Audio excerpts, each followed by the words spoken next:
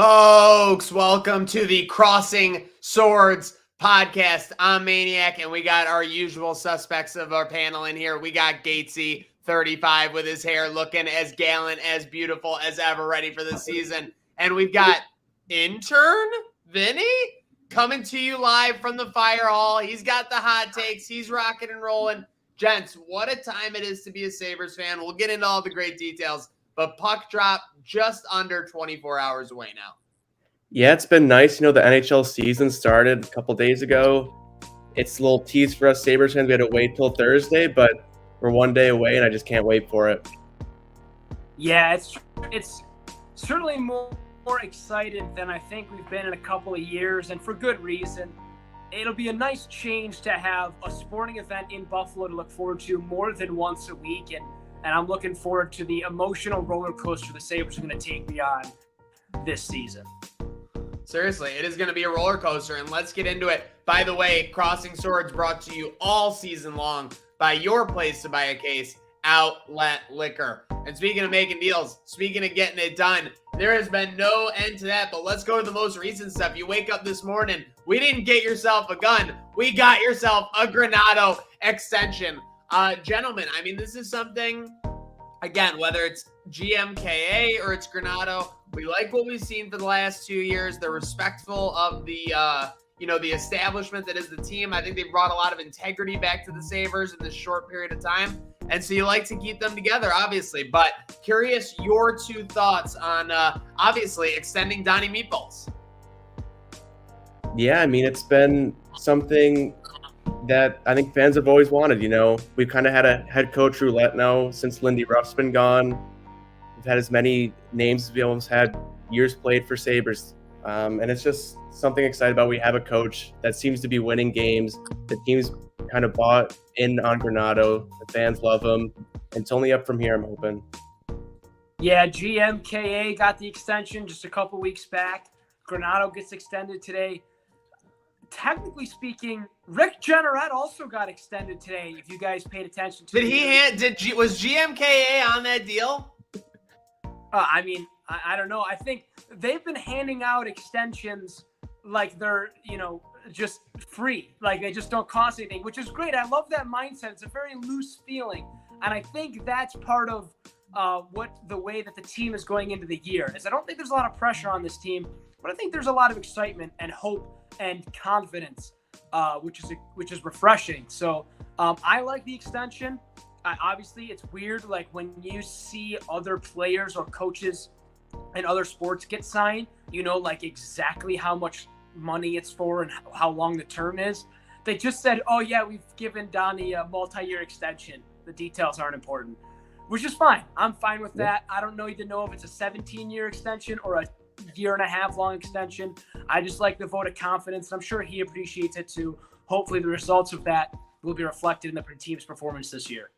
Yeah, and it seems like, again, this is all about having a system in place you like, whether it's the Tage extension, whether it's the Granato extension, or whether it's an extension we'll get to momentarily here that may have caught us off guard after that. It's all about keeping the parts you like in place. With that said, excuse me, is there any hesitancy on either of your parts? Is this all happening a little bit too early for the coach and the GM to be extended without any tangible success? I mean, I think it's about time. It's the team's shown some glimpses of improvement.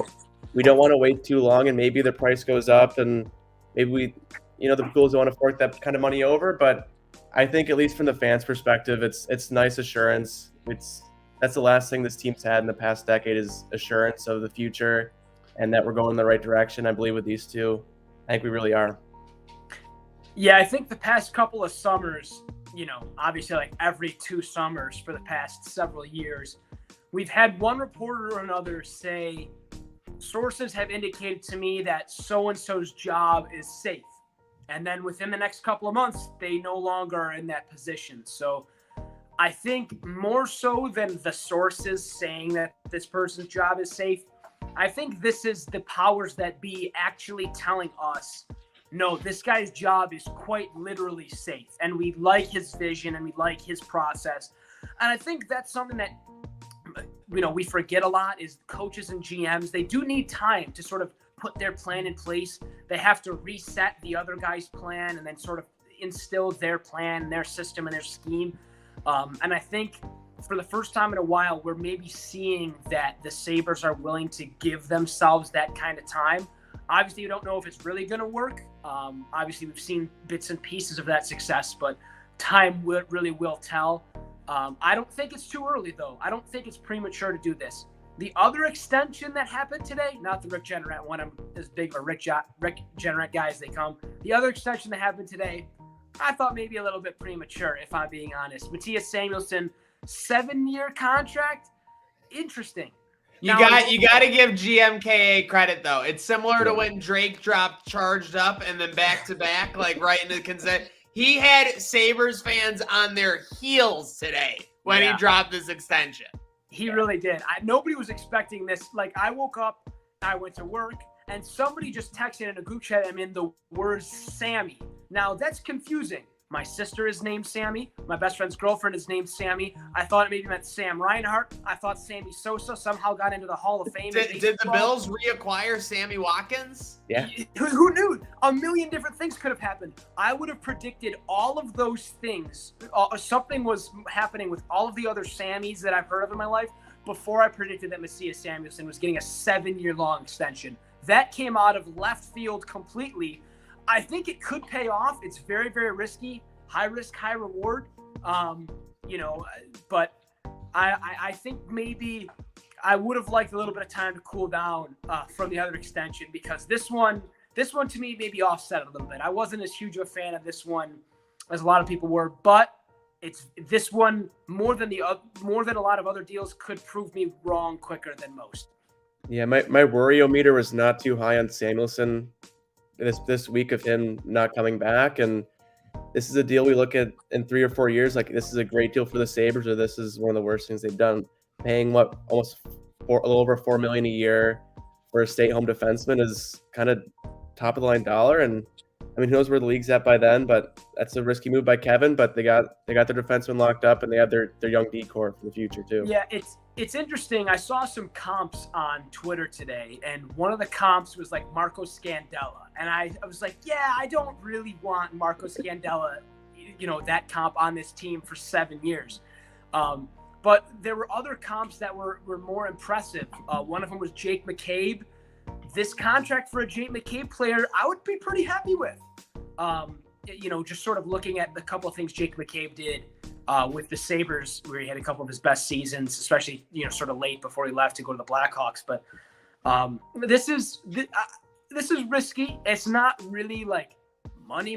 It's not $8 million a year, but it could prove to be unnecessary expenditures if it doesn't turn out. So hopefully Samuelsson proves everybody right this year. And I'm sure he's excited about the contract. And a lot of people are for relatively good reason.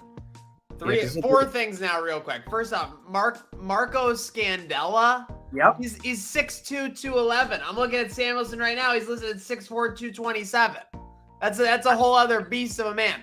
He is a beast of a man. This contract, speaking of the Braves who are playing right now, reminds me exactly of the deals they got Acuna and Albies on. They took big chances on them as young, stars. Obviously, Samuelsson's not a star yet, but taking chances on what they've seen and kind of, because obviously if this guy is an above average defenseman, in 5 to 6 years, this contract is going to be as good as gold.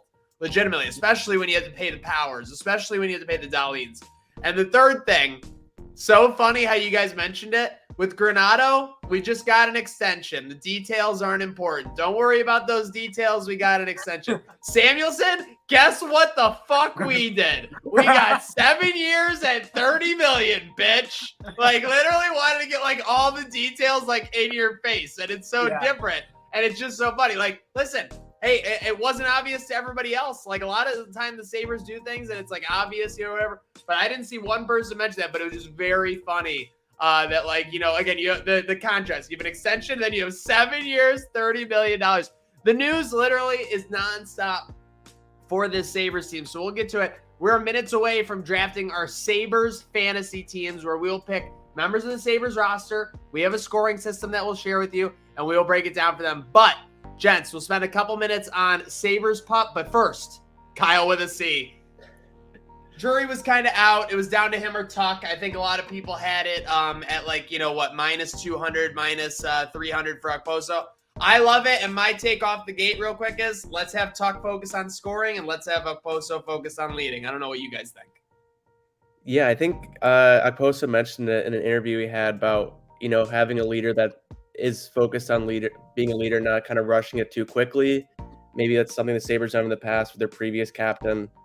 And it'd be nice just to have Okposo kind of focus on his last couple of years here with the Sabres, getting the team better, getting the young guys ready to take over for him when he's done, and kind of let Tuck really adjust to being in Buffalo, being a Sabre, and not throwing the C on him after he's played a handful of games in the blue and gold.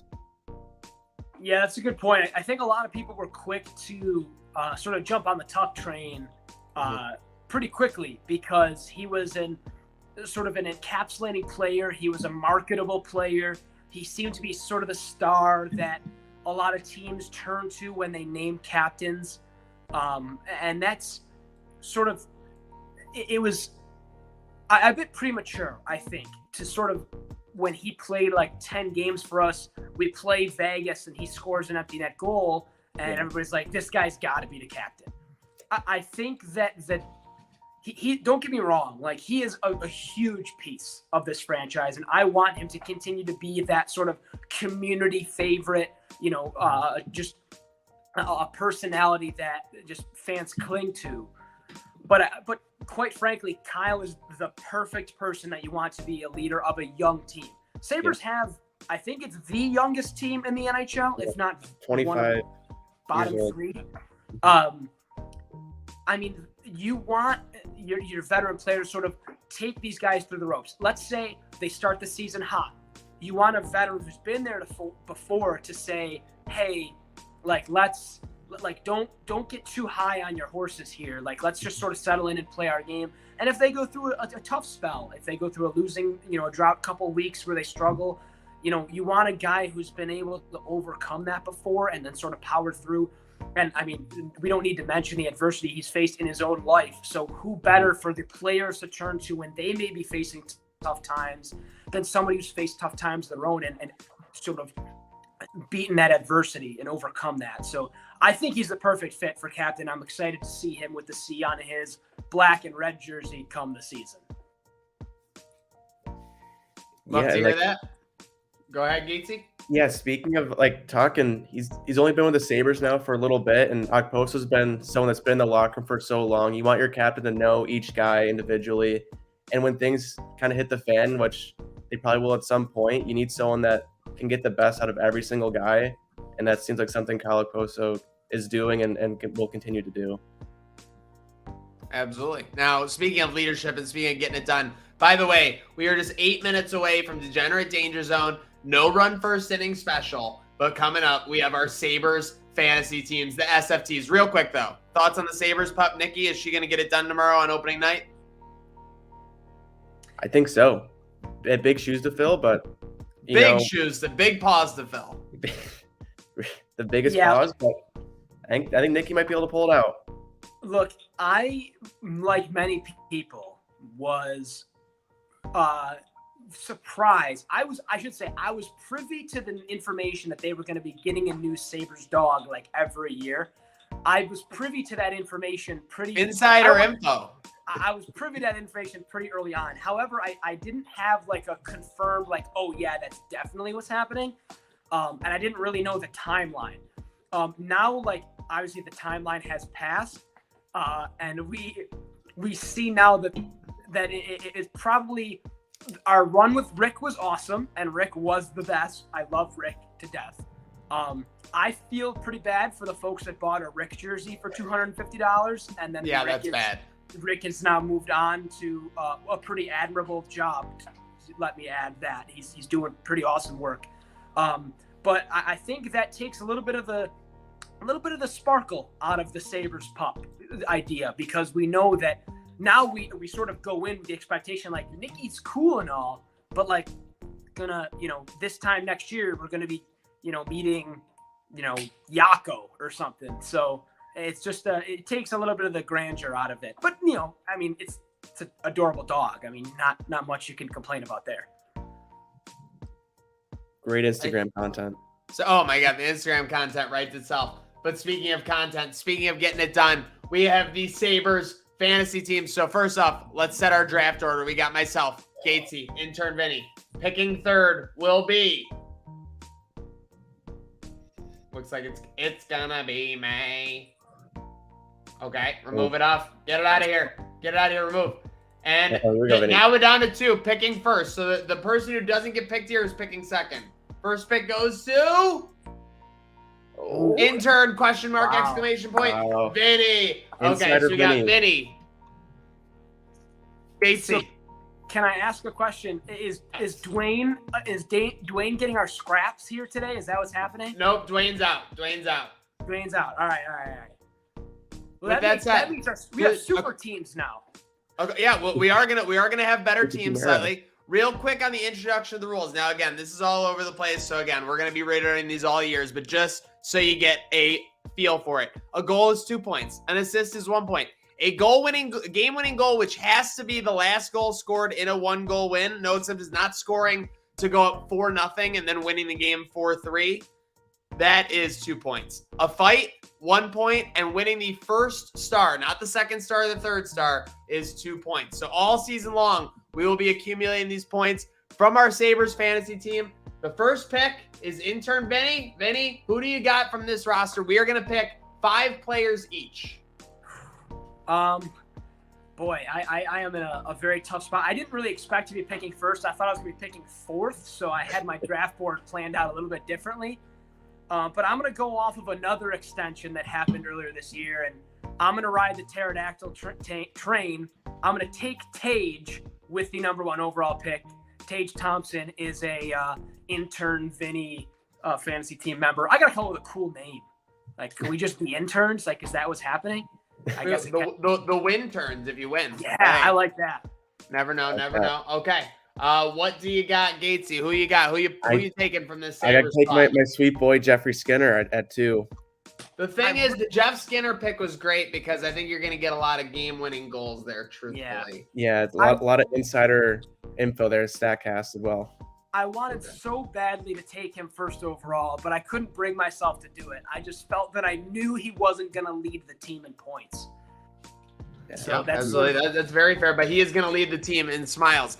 Now, speaking of leading the team, I'm drafting a guy who arguably could have been doing that this year. I'm going to go with Alex Tuck at the turn, and I'm going to go with a guy who I think he can fill up the stat sheet this year if he can accent that scoring touch like we saw in the preseason. I'm going with the workhorse from Whitehorse, Dylan Cozens. I think there's a couple guys you could have gone with there, so I'm not going to make it like this that obvious. But we're back on Gatesy with your second pick. Gatesy, who are you looking at? I'm going to go from the leader from game-winning goals last year with 6, try to get that extra point. Victor Olofsson. Okay, that's fair. Goal scoring is going to be at a premium with VO for sure. Yep. All right. I'm putting a little bit of a bind here. I think I can feel it. I can feel it. Do it. You know you want to, Vinny. I know I want to. It's time to do it. Someone's got to break the ice, like drafting a tight end in fantasy. Yeah. All right. I'm gonna take.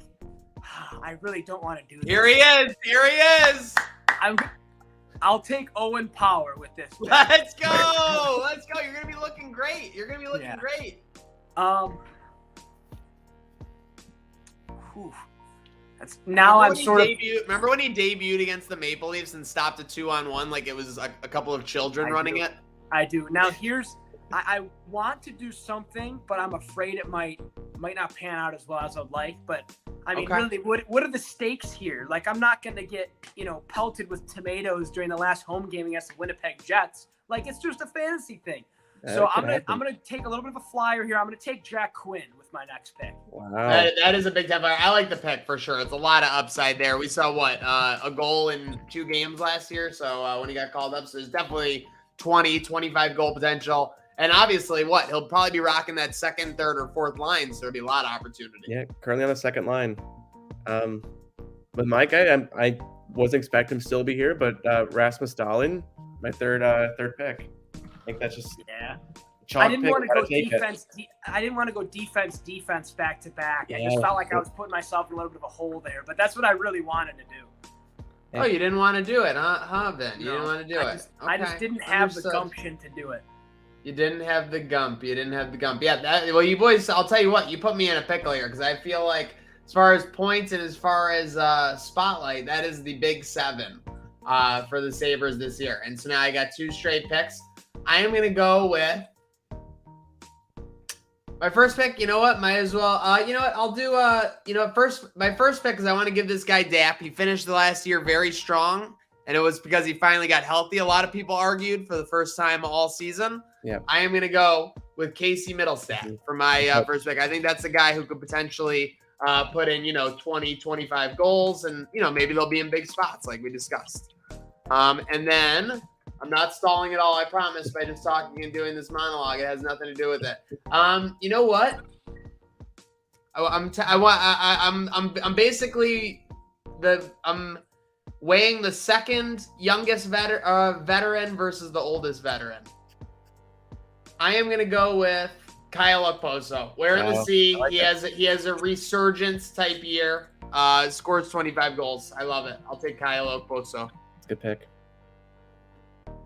Who you got? Who are you going to build on with Skinner, Olofsson, and Dahlin? Dahlin was a great pick in the 3rd round, by the way. As steal the draft. I'm going to go Peyton Krebs.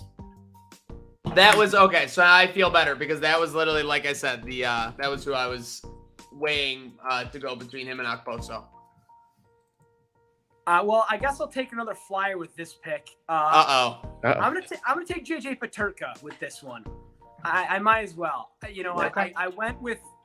I've got a team that I feel like could either win this thing by like 170 points, or I'm going to just struggle to put up consistent production because the rookies just don't find their stride right away. You do have Quinn. You have your combined NHL tenure. You have less than 200 games played between your 4 players. Yeah. So I'm gonna make up for that a little bit. I'm gonna take Zemgus Girgensons with my last pick. Smart pick. Mm-hmm. All right, who you rounded? Sorry, go ahead. No, I was just saying a little bit of defensive prowess to the lineup.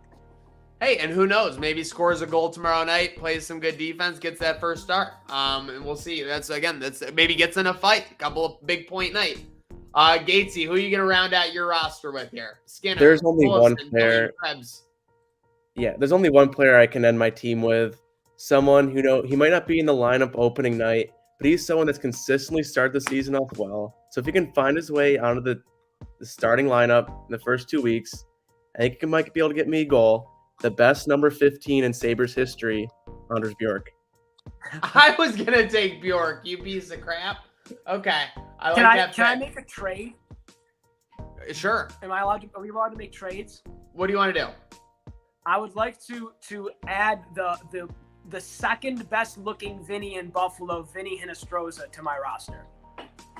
I feel like it's sort of is apropos to have Vinny on Vinny's team. Okay, if you want Vinny, I'll trade you Vinny for Girgensons. All right. Okay, I appreciate it. I probably should have proposed a trade after I could have given you my 5th round pick next year for your 5th round pick this year. Probably. Oh, I did the classic Gerg. Okay. All right, folks. So we have our teams, and here's the beauty of it. If Dwayne does want the scraps, then he will pick the scraps because that's what we do here at the Crossing Swords Podcast. We make sure that everybody is taken care of. And let's face it, gents, it is 22 and a half hours until puck drop. KeyBank Center is going to be rocking. Are you guys ready? Yeah, I just can't wait to see the Sabres. It's going to be so much fun. Yeah, I don't know if I'm ready. I don't think I'm ready to go through what I think I'm going to go through this year. I'm excited, I'm nervous, and I'm happy, and I'm sort of on the edge of my seat, and those are all the best emotions to have for a Sabre season. We haven't had those in a while. I'm looking forward to the tumultuous nature of the NHL season again. As the great hockey player and lover Michael Scott once said, I'm ready to be hurt again. Make sure you are following Crossing Swords Podcast on Apple, Spotify, SoundCloud, everywhere where you get your podcasts. We are making it happen. Sabres Senators tomorrow night. We will be at the game. I will be at the game. We will make it happen. I will also be there Saturday at Kids Day as we take on, I believe it's the Florida Panthers, but don't fault me. It is early season. We have a long 82-game schedule ahead. Huge shout out to intern Vinny. Follow him, VCristiano3. Follow Gatesy at Gatesy35. You know this train never stops, and these swords are always crossed. Let's go, Sabres.